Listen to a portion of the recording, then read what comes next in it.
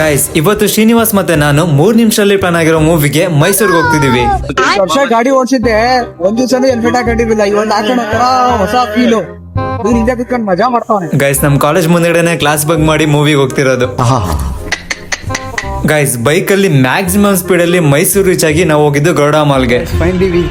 ಅಲ್ಲಿಗೆ ಹೋಗಿ movie tickets ತಗೊಂಡು ಸೀಟ್ಸ್ ನ ಸೆಲೆಕ್ಟ್ ಮಾಡ್ಕೊಂಡು ಥಿಯೇಟರ್ ನೋಡೋಣ ಅಂತ ಹೋದೆ. ಫಸ್ಟ್ ಟೈಮ್ ಹೋಗಿದಲ್ವಾ, ಕನ್ಫ್ಯೂಸ್ ಆಗೋಯ್ತು. ಮಾಲಿಗೆ ಬಂದಿದ್ದೀವಿ.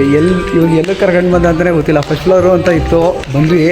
ಇಲ್ಲಿ ನೋಡಿದ್ರೆ ಸುಮ್ಮನೆ ಸುತ್ತಾಡ್ತಾ ಇದೀವಿ, ಯಾರು ಇಲ್ಲ. ಗೊತ್ತಾಗ್ತಿಲ್ಲ, ಯೂಟ್ಯೂಬ್ ನೋಡ್ಕೊಂಡು ಇವನ್ ಹೆಂಗ ನೋಡ. ಗೈಸ್ ಫೈನಲಿ ಥಿಯೇಟರ್ ನ ಹೊಡಿಕೊಂಡು ಮೂವಿನ ನೋಡ್ಕೊಂಡು ಅಲ್ಲಿಂದ ನಾವು ಹೊರಟ್ವಿ.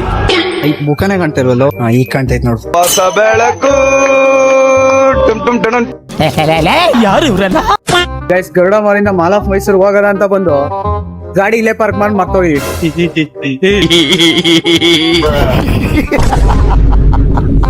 ಇದೆ ನೋಡಿ mall of Mysore. Finally we reached mall of Mysore.